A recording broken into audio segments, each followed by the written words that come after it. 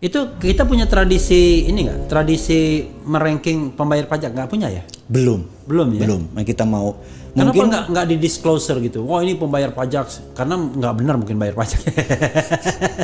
Makanya, wah ini bayarnya katakanlah 300 miliar. Tapi kayaknya lebih dari 300 miliar deh. kebanyakan perusahaan yang Iya. Tapi kalau personal ini kan pajak pribadi kan. Iya. Jadi kalau pajak perusahaan ya biarin lah. Tapi kalau pajak pribadi ini menarik karena seorang mendadak mau menjadi punya postur di lingkungannya. Oh Pak Haji Anu 4 loh. Ya gila gitu. Itu cukup direspek gitu. Suara dia cukup direspek.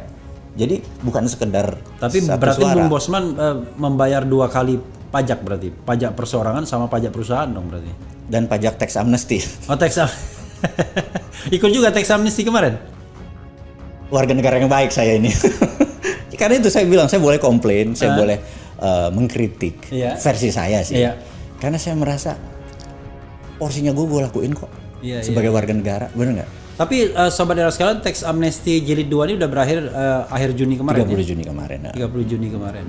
Apa memang untungnya apa tax amnesty 30 Juni kemarin itu? Rekening kita minus kali ya negara ya. Karena subsidi harga segala macam, mereka Jadi perlu mereka butuh fresh money gitu. Oke lah, kita contribute gitu ya. Ya tapi kalau bisa next. Jangan lu peres, lu kasih gua bermain juga jangan too much rule gitu ya. Iya. Harus ini, harus itu gitu ya. Yang saya pikir kadang-kadang ya ini mah sikat aja lah gitu.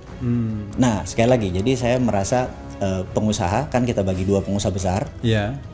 Dan mikro, kecil dan menengah. Kita bagi 2. Iya. Pengusaha besar itu punya banyak akses finansial. Jadi dia bisa IPO, dia bisa pinjam bank karena dia punya aset sebagai jaminan. Jadi punya ini teman juga. Nah, ini yang saya mau kritik. Jadi mungkin di channel Abang ini kan banyak politik. Iya. Angle-nya atau ketatanegaraan. Iya.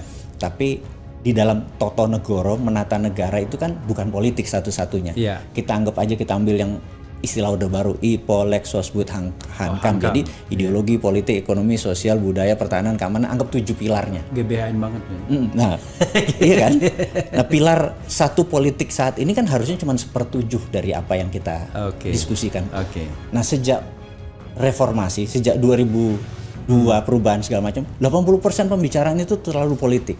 Too much politik ya? Too much politik sehingga sosial nggak kepegang, budaya nggak kepegang, ekonomi yang nggak kepegang gitu. Nah, contoh ekonomi ini dulu, kalau kita mau bisnis kita bagus, kita mau pinjam ke bank, ada sebuah kata mantra, yang fardu, yang wajib adalah kita punya kolateral atau jaminan, gitu ya. Nah, dulu sebelum peristiwa IMF masuk ke Indonesia, ada 2 caranya. Ada asset based loan, loan berdasarkan aset. Nah, itu. Yang kedua adalah project based loan, loan pinjaman berdasarkan project. Jadi kalau Bang Levi punya kontrak dari Pertamina suruh ngelas pagar, harganya 1 miliar, itu project. Kalau kita perlu uang 50%-nya, 500 juta, maka kalau bank sekarang ada jaminan nggak? Walaupun udah ada project tetap minta jaminan. Karena diputus hanya project base, hanya aset base loan yang boleh sekarang di Indonesia. Dulu ini pun surat berharga ini bisa dikasih berdasarkan project. Kontrak project itu bisa dijadikan jaminan. Yang jadi masalah adalah pengusaha besar punya aset, yang kecil menengah mikro nggak punya aset. Fundingnya dari mana kalau dia dapat kerjaan? Nah, ini kita secara sistemik. Ini kita nggak bisa kaya nih. Kecuali project loan boleh diadakan sehingga kalau Pertamina ngasih project ke mereka ini bisa dijaminin ke bank. Nah, saya tuh ingin mengusulkan hidupin lagi project based loan. Gitu. Ini kita sudah 20 tahun loh project based loan itu tidak boleh. Udah 20 tahun ya? Udah 20 tahun padahal. Ini contoh. Ini saya kasih contoh supaya sahabat semua yang nonton channel ini memahami the other flip of coin, sisi lain dari koin atau the dark side of the moon. Kita lihat moon, kita mau lihat dark side-nya gitu ya. Nah, kita ingin mengingatkan misalnya nih, saya dapat project misalnya di suatu daerah di Pekanbaru, dapat project kontrak dari Pertamina misalnya. Proyek itu nilainya 100 miliar. Saya perlu duit 50 miliar untuk bangun. Jaminan gua nggak punya. Maka apa yang dilakukan? Saya pergi ke Singapura, buat perusahaan di Singapura, 100% Indonesia. Terus maka kewarganegaraan PT ini, LTD ini kan Singapura punya, Singapura punya, ya. Kita akuisisi 100% proyek kita di sini. Kita pinjam berdasarkan proyek di Singapura, keluar nggak? Bisa keluar ya? Ya keluar, karena kan project based loan di sana boleh. Ya udah. Terus nanti di sini ngutang, bayarin sana ngutang aja, terus di sini nggak pernah untung. Ya gue kaya raya. Dulu gue lakukan itu. Oke. Karena itu gue bilang gue monster ekonomi. Dulu gue lakukan itu, tapi sekarang gue udah insaf. Gue balik ke Indonesia. Jadi berapa lama berdosanya waktu itu? Banyak, lama. Ada kali 20 tahun gitu ya. Tapi di sisi lain Bang, cuman sekedar mengingatkan. Gue punya rumah yatim Indonesia. Iya.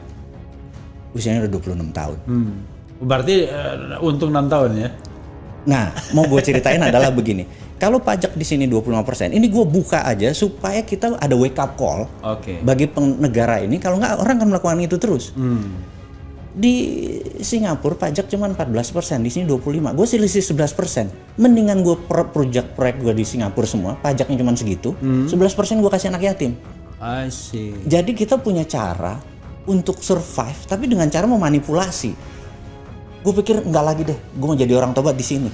Tapi permudah Jo, istilahnya. Iya, pakai sulut punya, yang mana ada punya Jo. Permudah hal-hal seperti itu. Karena kita kan taatnya sama duit nih. Kalau kita pengusaha, bener nggak? Lu bikin susah, gue negara lain, gitu. Karena uang nggak ada kewarganegaraannya soalnya. Itu. Nah, kira-kira oligar, kira-kira konglomerat, kira-kira orang yang rekeningnya di atas 10 digit, apa taat sama beginian? Enggak, semua main di luar. Iya. Gitu. Nah, mau mereka balik. Itu kan, jangan pajakin yang coro-coro yang kecil-kecil UKM-UKM ini dipajakin. Nggak akan pernah kaya negara kita. Ini dipermudah mereka balik ke negara ini. Kaya kita itu, gitu. Nah, ini yang gue mau challenge. Jadi gue marah, ngeritik, tapi kasih solusi. Mudah-mudahan ini solusi ya. Ya, tax amnesty yang 1 dan 2 itu ternyata belum terbukti bisa mengembalikan uang itu.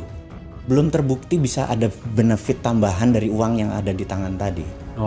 Akhirnya cuma menjadi operation expenditure. Jadi dia operation aja. Iya, untuk biaya itu.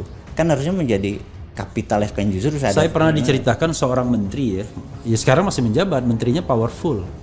Dia bicara tentang pengusaha sawit. Dia bilang dapat HGU ya 30.000 hektar. Kemudian berdasarkan HG, dan HG itu gratis, dia cuma bayar-bayar pejabat aja gitu-gitu kan.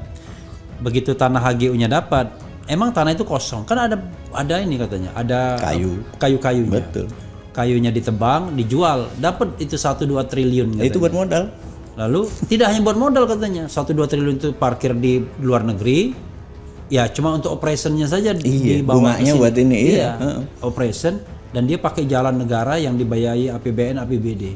Terus ini minjem duit lagi. Iya, enak banget dia. Jadi belum usaha dia udah untung dia. Iya, tapi itu hanya segelintir orang. Bener nggak? Dan itu yang disebut nggak fair. Kaya miskin kita, yang ini menambah kaya, yang ini kita nambah susah. Nah, kita pengen semuanya equal. Opportunity-nya ada pada semua orang. Itulah kira-kira itu kegelisahan pertama. Bung Bosman tahu berapa kira-kira uang kita di Singapura itu jumlahnya? More or less. Kalau uang beredar saat ini katakanlah 6.600 triliun. Kita tahu yang beredar di kalangan orang yang the top 10% itu mungkin merupakan 80%-nya. 80%. Ya 30% di sana lah. I see. Gitu. Jadi 6.600 itu kayak utang kita ya? Iya, makanya udah 1:1 sama uang beredar. Makanya. Utang luar negeri kita udah 7.000 sekarang. Udah 7.000. Itu kalau belum masuk utang BUMN. Iya, BUMN. Katanya ada juga utang yang nggak dicatatkan. Gitu. Ada banyak. Makanya kalau dicatatkan kena ini sekian persen dari PDB. Iya, belasan triliun juga.